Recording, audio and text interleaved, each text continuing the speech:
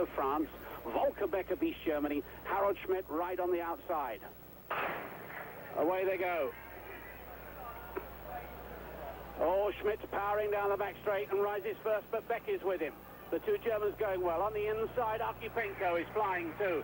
Gary Oates settling for a nice steady pace and going well. Archipenko driving hard, but look at Schmidt trying to get away from Volker Beck. Archipenko on the inside, catching up with the pack. The two Germans are pulling away, right on the outside.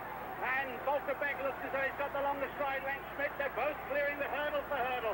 And Archipenko making a charge as they come up with 2 hurdles to go. Schmidt of West Germany, Volker Beck, then Archipenko. Schmidt holds the lead. Schmidt has got to run the flat 400 later. Schmidt's going to get there. West Germany win. Archipenko on the far side. Volker Beck third. Gary Oates is going to be fifth for Great Britain. And that's a 47.85, a new cup record and one of the great runs of all time. Only Ed Moses has run faster than that, and that's a European record. Faster than... East Germany, Vessinghage West Germany, Fontanella of Italy, Maminsky of Poland, Abramov of Russia, and Zdravkovic of Yugoslavia. Young Williamson, never one to be awed by a big occasion and never afraid to take the lead, moves off in front. Straub is the man they're afraid of. The pace is slow. He's the East German, back in 4th place with the white trimming on his blue vest.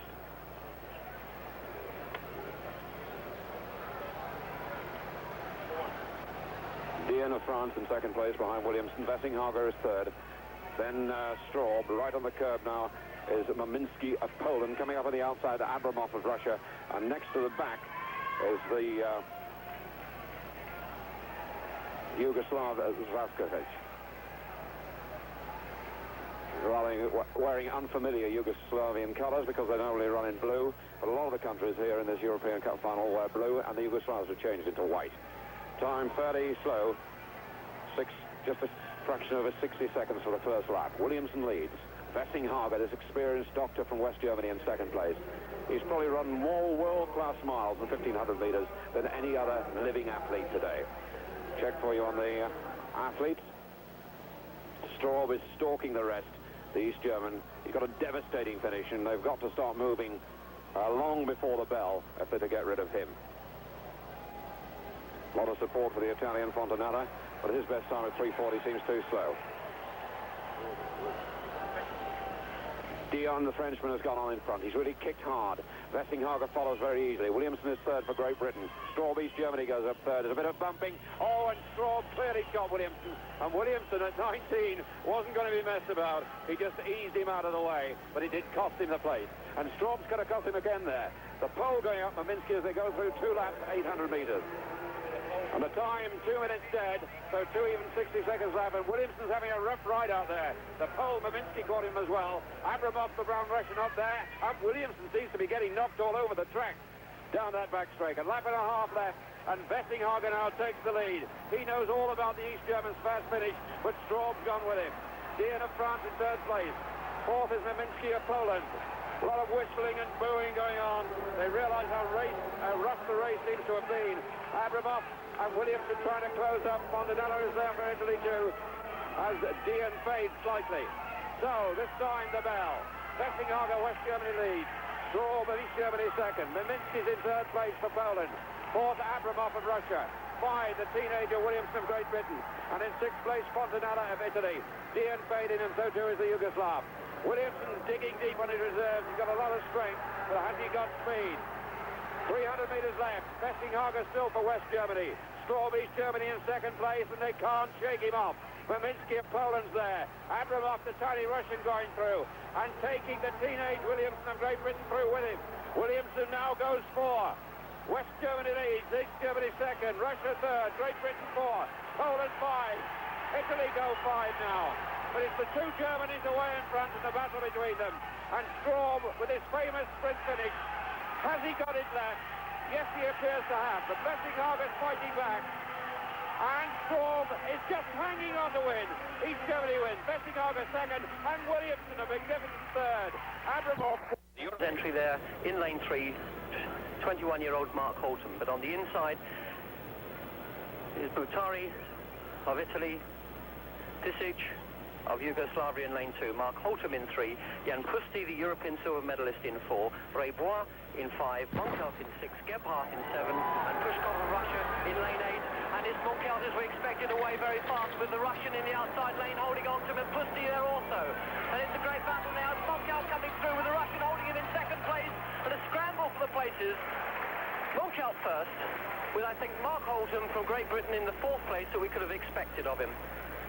Good steady run there by Mark Holtum, but it's all about this man, Thomas Monkhout. If we watch him coming from lane 6,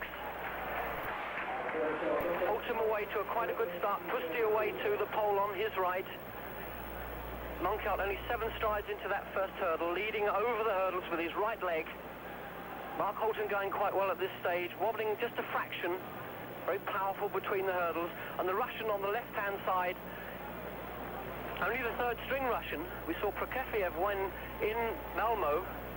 He may well have just taken Monkhout had he been in this race, but it's clearly Monkhout first, the Russian second, Pusti third. European champion Olaf Bayer in lane 5. Willy Wolbeck, 4th in the Olympics, in lane 6 for West Germany. Rechechniak of Russia in lane 7, winner of the Spartakiad, the Olympic rehearsal, just a week ago. And on the outside, Carlo Greppo of Italy. Rechechniak, 145 man.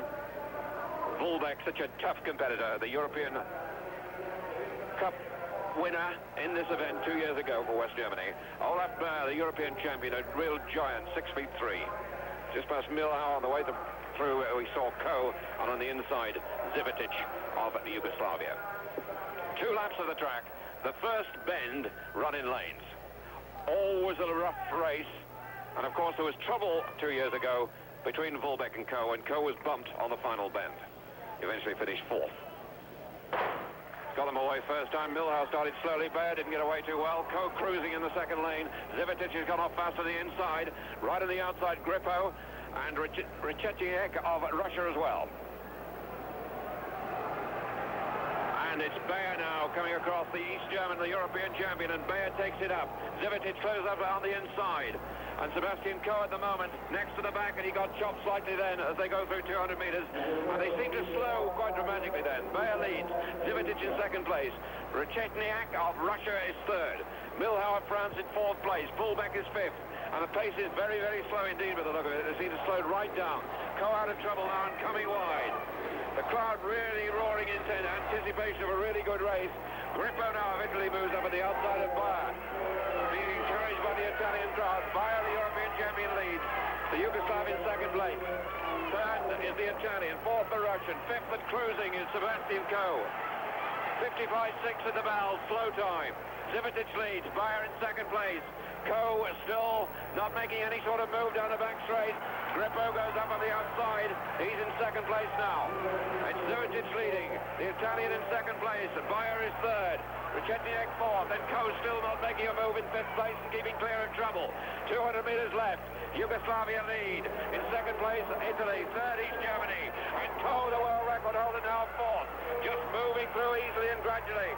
But Zivetic with a big lead. And here comes the world record holder on the outside. He's changed the gear. He's changed the second gear. And he's put in top gear now as he comes right away. He's destroyed the field. Coe wins. Makes it easy.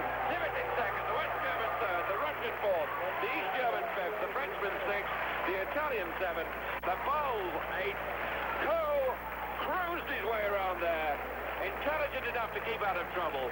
And with devastating speed at the end. And he's made it look like a training run. 1:47.27. And at this stage, with Zivetic in the lead and going well, Coe was back in 5th place. But there was no panic. The Yugoslavs started to go away from the Italian Grippo and Bayer, the European champion. But revenge was there for the taking for Coe. And when he moved up on the outside, he did it so easily and so smoothly, it hardly ever seemed to be in doubt. He's still got about 4 or 5 yards to make on the leader at this stage, but the way he did it was quite astonishing. Because he just seemed to go through the gearbox, first one gear, then another, then into top gear, and suddenly the 4 or 5 meters had disappeared, and Coe was going right away. He's such a beautifully fluent athlete, that lovely, bouncy, exuberant stride. marches over the track. It's not done by power.